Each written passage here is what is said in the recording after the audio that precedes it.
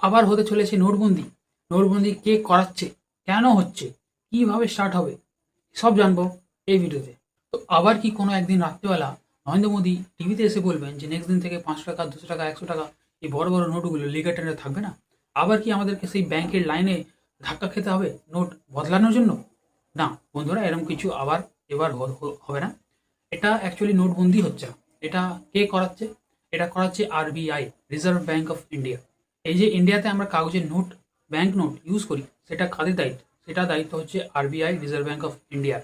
এরা চাইছে যে এই যে কাগজের নোট আমরা ইউজ করি, যার লাইফ টাইম খুবই কম, আপনারা জানেনই যে এই নোটগুলো তাড়াতাড়ি ছেড়ে যায়, তাড়াতাড়ি কালো পড়ে যায়, নোংরা হয়ে যায়, এগুলো টেকে না বেশি দিন। যার জন্য আরবিআই চাইছে যে যেরকম অন্য দেশ, বাইরের দেশে, চায়না, অস্ট্রেলিয়া, কানাডাতে এরা প্লাস্টিকের নোট ইউজ করে, সেরকমই আমরা এখানে কাগজের নোট বাদ দিয়ে চেঞ্জ করে আমরা প্লাস্টিকের নোট আনাবো।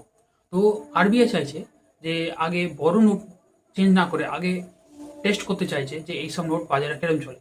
সেই জন্য আরবিআই বলছে যে প্রথমে 10, 20, 50 এই ছোট ছোট যে নোটগুলো, সেইগুলো আগে ওরা সার্কুলেশনে আনবে, প্লাস্টিকের নোট দেখবে যে এসব কিরকম চলছে, তারপর ওদের নেক্সট স্টেপ হবে সব কটা নোট বাদ দেওয়ার।